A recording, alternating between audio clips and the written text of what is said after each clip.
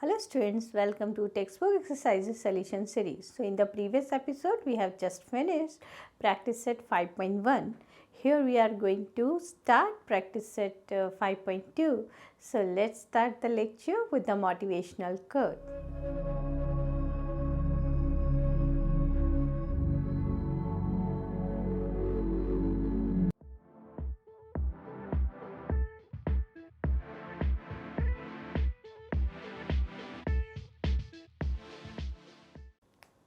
So start करते हैं practice set 5.2।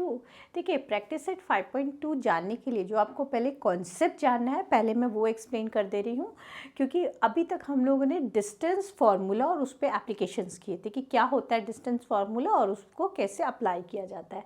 यहाँ पर देखिए क्वेश्चन है, find the coordinate of the point P if P divides the line segment joining the point AB in the ratio 2:3। इसका मतलब है कि अगर हमें A एंड B दो पॉइंट्स गिवन है XY प्लेन में, ठीक है, और P हमारा कोई भी पॉइंट है, P हमारा एनी पॉइंट है XY जो कि इस लाइन सेगमेंट AB को डिवाइड कर रहा है in the ratio m:n। Ratio कुछ भी हो सकता है, you can take m1 m2, you can take m:n, a:b, कुछ भी ले सकते हैं। तो मतलब मेरा कहने का मतलब है mn क्या है, मेरा AP:pb, ये मेरा m:n है। अगर ऐसे डिवाइड कर रहा है तो हम x और y का कोऑर्डिनेट्स निकाल सकते हैं। क्या फॉर्मूला लगा के, mx2 plus nx1 upon m plus n, और y का my2 ny1 upon m plus n। तो मैं ये फॉर्मूला लगा के x और y के कोऑर्डिनेट्स को निकाल सकती हूँ और इसको हम कहते हैं सेक्शन फॉर्मूला।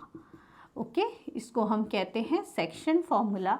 तो इस चीज़ का ये फॉर्मूला आपको 5.2 एक्सरसाइज के लिए ज़रूरी है। इसके बाद हम इसमें हमारे और भी फार्मूलाज आएंगे, लेकिन वो सेक्शन फार्मूले से ही निकलते हैं। तो आपको मेन इस चैप्टर के लिए one is distance formula and second ये फार्मूला जो है सेक्शन फार्मूला जो हम प्रैक्टिस सेट 5.2 में पढ़ने जा रहे हैं, ये आपको अच्छे से पढ़ना है।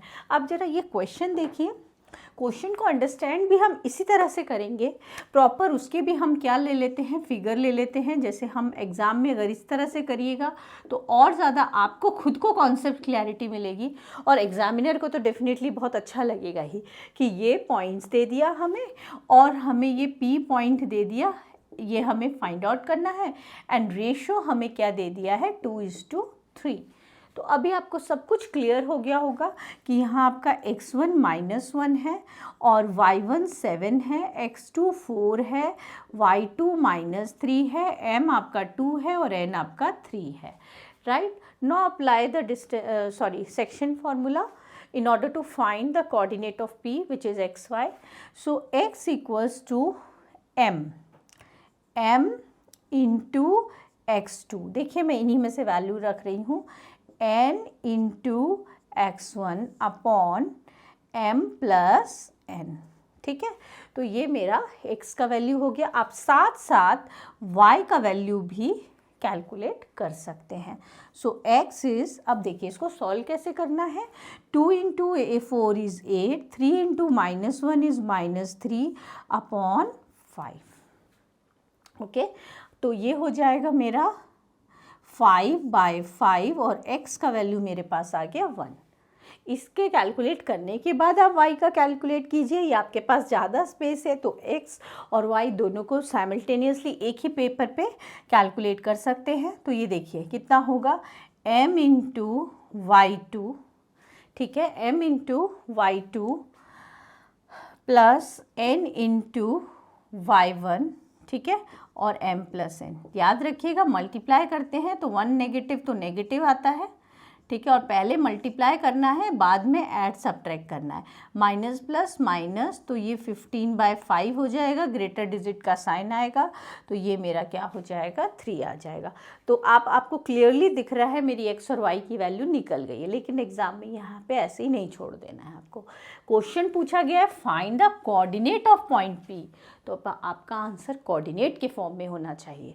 तो क्या होगा, therefore coordinate of point P जो हमारा XY था तो वो क्या हो जाएगा मेरा 1,3। तो this is the hence the coordinate of point P। अगर आप एक और लाइन बढ़ाना चाहते हैं it's fine. hence the coordinate of point P is P 1,3। तो ये आपका फाइनल आंसर हो जाएगा। सो स्टार्ट करते हैं क्वेश्चन 2 का सब पार्ट 1। देखिए इसमें क्या बोला है, in each of the following example find the coordinate of the point A which divides PQ in the ratio A:B। बोला है हमारे पास ये P है और Q है, इसको कौन डिवाइड कर रहा है, A डिवाइड कर रहा है। उसके कोऑर्डिनेट हमें फाइंड करने हैं in the ratio A:B। A:B और A:B मुझे ये गिवन है, तो A के कोऑर्डिनेट्स फाइंड करने हैं। तो देखिए इसमें भी हम करेंगे x1 -3 है, y1 7 है, x2 मेरे पास 1 है और y2 मेरे पास -4 है। और रेशियो जो है इसमें वो A और B दिया हुआ है। रेशियो इसमें M और N की जगह पे A और B दिया है। ठीक है, तो हम क्या कर सकते हैं, x = ax2 plus bx1 upon a plus b। ए हो जाएगा हमारा फॉर्मूला, क्योंकि रेशियो m और n नहीं है। और y का a y2 b y1 upon a plus b हो जाएगा। अब वैल्यूज़ पुट करते हैं तो 2 × 1 x2 क्या है 1 प्लस b × -3 अपॉन 2 + 1। ठीक है, इसी तरह से y का भी कर लेंगे 2 × -4 1 × 7 अपॉन 2 + 1। तो x क्या हो जाएगा मेरा, देखिए 2 - 3 अपॉन 3, y हो जाएगा -8 + 7 अपॉन 3। सो ये हो गया मेरा -1/3 और ये मेरे पास हो जाएगा, ये भी मेरे पास -1/3 हो गया। तो देयरफॉर हमारा जो A का कोऑर्डिनेट है, बीच में P नहीं है अभी A है, तो इसका कोऑर्डिनेट हमारा क्या हो गया -1/3 -1/3। स्टार्ट करते हैं इसका नेक्स्ट सब पार्ट। तो देखिए इसमें P हमारे पास है -2 -5, Q है 4 3 एंड PA का कोऑर्डिनेट फाइंड करना है हमें और रेशियो 3:4 है। सो x1 -2 y1 -5 x2 4 y2 3 और a3 b4 A:B दिया है। तो x क्या हो जाएगा ax2 bx1 upon a plus b और y हो जाएगा a y2 b y1 upon a plus b। अब वैल्यूज़ रख देंगे इसमें 3 × 4 प्लस 4 × -2। ठीक है, ओके 3 × 4 प्लस 4 × -2 अपॉन 3 + 4। y का हो जाएगा क्या बोलिए हमारा, a क्या है मेरे पास 3 × 3 plus 4 × -5 upon a plus b। अब देखिए इसको कैसे सॉल्व करेंगे, ये 12 हो जाएगा, ये -8 होगा और ये 7 हो जाएगा। यहाँ पर ये 9 होगा, -20 हो जाएगा और 7 हो गया। So this will be 4/7, simplify करेंगे और ये -11/7। तो देयरफॉर सॉरी y होगा ये, नॉट x। ठीक है, देयरफॉर A का कोऑर्डिनेट मेरा क्या आ गया 4/7 और -11/7। तो स्टार्ट करते हैं इसका नेक्स्ट सब पार्ट। सो P मेरे पास 2 6 है, Q -4 1 है और A का कोऑर्डिनेट फाइंड करना है हमें, जो कि उसको क्या डिवाइड कर रहा है 1:2 में डिवाइड कर रहा है। तो देखिए x1 2 है, y1 6 है, x2 -4 है, y2 1 है, a 1 है और b 2 है। ये हो गया। अब फॉर्मूला लगा लेते हैं, x = ax2 bx1 upon a plus b। So ax2 bx1 upon a plus b। तो देखिए इसको हम करेंगे मल्टीप्लाई, तो ये -4 हो जाएगा, 1 × -4 + 4 अपॉन 3। सो ये होगा 0/3 विच इज़ 0। तो ध्यान से देखिएगा, मल्टीप्लिकेशन करते वक्त एक नेगेटिव है तो नेगेटिव होगा, दो नेगेटिव तो पॉजिटिव, ठीक है। और पहले मल्टीप्लिकेशन करना है, देन एडिशन या सब्ट्रैक्शन। अब ये a/2 plus b/1 upon a plus b, so a is 1 into y2 is also 1 plus b into 6 upon 1 plus 2, तो 1 plus 12 upon 3, so it is 13 upon 3। तो देयरफॉर ए के कोऑर्डिनेट्स मेरे क्या आ गए, 0 एंड 13/3। तो ये मेरा आंसर हो गया। सो स्टार्ट करते हैं इसका नेक्स्ट क्वेश्चन। देखिए ध्यान से, बोला है find the ratio in which the point T divides the line segment joining the points PQ। PQ को जो पॉइंट डिवाइड करेगा वो कौन है, T है। -6 और 1 पे डिवाइड करा है। यहाँ हमें रेशो नहीं पता, हमें रेशो नहीं पता, ओके। तो हमें रेशो जो है वो फाइंड आउट करना है, यानी m/m n हमें फाइंड करना है।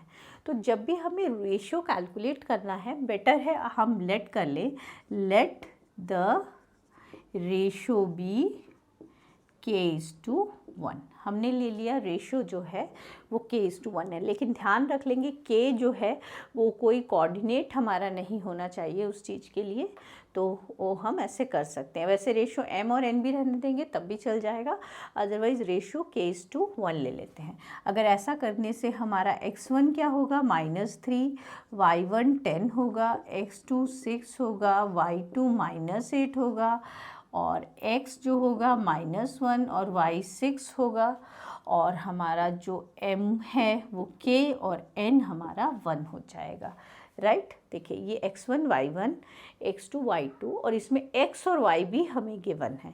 तो अब हम x का फॉर्मूला लगाते हैं, mx2 plus nx1 m plus n, ठीक है। सो x क्या है मेरा -1, m क्या है k x2 plus nx1 upon m plus n। इसमें आपको y कोऑर्डिनेट की ज़रूरत नहीं है, क्योंकि यहीं से आपको सॉल्व करके k की वैल्यू मिल जाएगी। तो कैसे करेंगे, -1 equals to 6k -3 upon k plus 1। अब इसके नीचे भी हम 1 लगा सकते हैं, एंड हम इसके बाद हम यहाँ पे क्रॉस मल्टीप्लाई कर लेंगे। तो देखिए क्रॉस मल्टीप्लाई करेंगे, बहुत ध्यान से कीजिएगा, ये नेगेटिव है, तो जब हम इसको मल्टीप्लाई करेंगे माइनस के आएगा, इसको करेंगे तो -1 आएगा। 6k -3 ट्रांसपोज करेंगे, k को इधर सेंड करेंगे तो क्या हो जाएगा, -6k, पॉजिटिव है इधर आके -6k, -3 है, -1 उधर ट्रांसपोज करेंगे +1 हो जाएगा।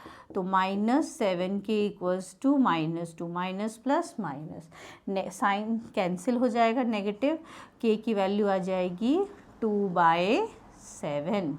k की वैल्यू क्या मिल गई मुझे, 2/7। और रेशो मेरा क्या था, k/1, तो 2/7 लिख सकते हैं, और इसको क्या लिख सकते हैं, 2:7। देयरफॉर मेरा रेशो जो होगा वो क्या हो जाएगा, 2:7। तो जब भी रेशो गिवन है निकालना है तो रेशो को k/1 कर लीजिए, and then apply the section formula, तो आपको आ जाएगा। अगर x के कोऑर्डिनेट में वैल्यू रख के आपको नहीं मिल रही है k की वैल्यू, तब आप y के कोऑर्डिनेट में वैल्यू उसको पुट कीजिए। कभी ऐसा भी हो सकता है कि अगर x कोऑर्डिनेट हमें नहीं गिवन होता, y कोऑर्डिनेट गिवन होता, तब x कोऑर्डिनेट गिवन नहीं होता यहाँ पे, तो वैल्यू नहीं आती ना, तो हम वो y का फॉर्मूला लगा के कर सकते। तो जब भी याद रखिए रेशो फाइंड करना होता है, हमें दोनों में से कोई एक यूज़ करना होता है, इधर x और y का फॉर्मूला, दोनों कोऑर्डिनेट की ज़रूरत नहीं पड़ेगी। तो अच्छे से फॉर्मेट देखिए कैसे हमने रेशो कैलकुलेट किया, और किस तरह से जब रेशो गिवन था तो हमने बीच वाले कोऑर्डिनेट को कैलकुलेट किया था। So here we have finished till question number 3 of practice set 5.2. In the next episode we will be starting from question number 4 onwards. So till then keep practicing.